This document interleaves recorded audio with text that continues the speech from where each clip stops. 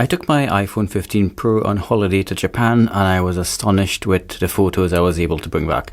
I'm making this video because I was actually shocked at how good the photos came out, especially the night ones. I've done a few comparisons of phones for travel photography now. Last year I took my then brand new iPhone 15 Pro and my Samsung Galaxy S23 Ultra to Barcelona, and earlier this year I took my iPhone 15 Pro again and Google Pixel 6 to Lisbon to do a comparison, and you can check those videos out in my description if you like.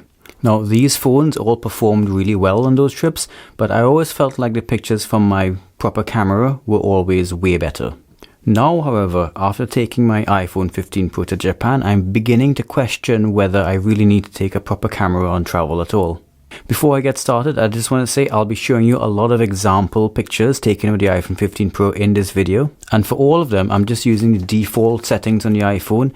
I'm saving them as HEIF files, and they're all also in a default 24 megapixel resolution. I didn't use any Pro RAW files or any 48 megapixel files or any of that fancy stuff, but most of them have been edited on the iPhone in the Photos app, just giving them a little adjustments to color and so on, just to give the photos the feel that I wanted to get from them. Oh, and one or two of them have been edited a little bit further with Snapseed, but I'll point that out when I show those on the screen. So I don't know what Apple did to the iPhone, but the photos seem way better than when I first started using my iPhone when I got it last year. I was blown away by the shots I was able to get my iPhone in Japan, and with a little bit of editing I was able to give them just the feel that I wanted.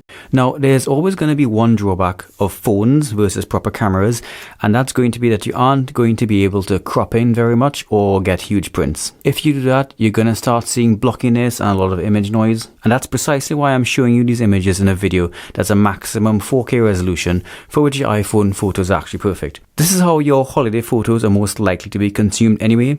You know, they always say that you should use the best tool for the job, and for sharing casual snaps, the iPhone kind of is. Because you're showing people your photos on your phone screen or sharing on social media, a phone is arguably the better equipment to use to take the photos in the first place. The magic happens because the iPhone uses computational photography to take pictures. The phone is collecting image data from the moment you open the camera app, and when you press the shutter button, it then gathers all of that information together and reconstructs the best image possible. So you're not really taking a picture in the traditional sense anymore. This methodology in a way makes up for much of the disadvantages of having a tiny sensor and lens. Now, computational photography can't do everything. iPhones are still working with an incredibly small amount of light, which limits the amount of light information that it can gather in a given time.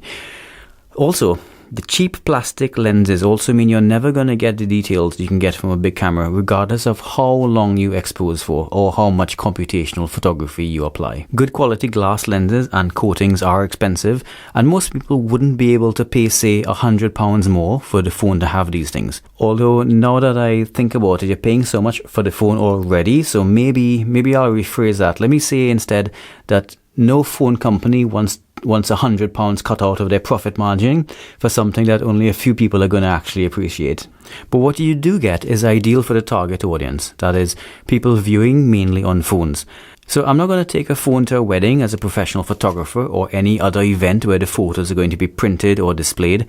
I'm not going to take my phone to take photos if I intend to sell prints, unless I'm actually going for the grungy, grainy toy camera look. Although you could argue the artistic merit of doing that, you just aren't going to get good quality results if that's what you're after. A phone just doesn't have the resolution. But for photos of places and people giving the peace sign to be viewed on a phone, a screen or social media, you won't really be able to tell the difference between your iPhone and a $5,000 camera and lens combo. Now, shallow depth of field used to be one way to distinguish phone photos from camera photos, but again, computational photography and AI are creating background blur that's so good that the portrait modes on the iPhone are extremely convincing. Even strands of stray hair are now recognized and separated from the background. Fake depth of field is starting to look very much like real depth of field. Sometimes it looks even better than a real lens. The thing that surprised me the most was the night shots I took.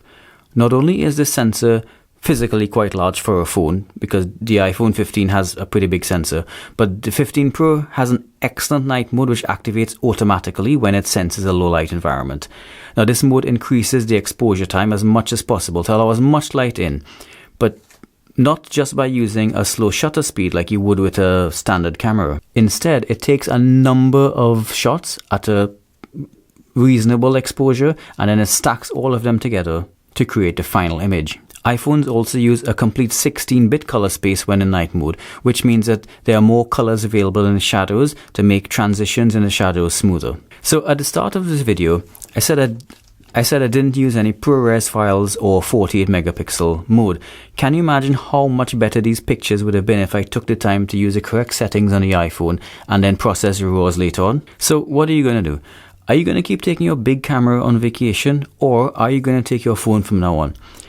If photography is your hobby and you enjoy photography and you are traveling alone and you don't need to pay attention to the people you're with, then sure, take your big camera and have a load of fun. But for everyone else, I think it's actually reached the point now where I'm going to start advising people to just take their phone, take their photos and have fun. Guys, thanks for watching this extremely short video on the quality of the iPhone pictures. Please like and subscribe if you've liked what you've seen. Support me using the links below, and check out my stuff for sale if you want at the link below, also vinesography.com. So that's it for now. I look forward to seeing you again soon. Bye for now.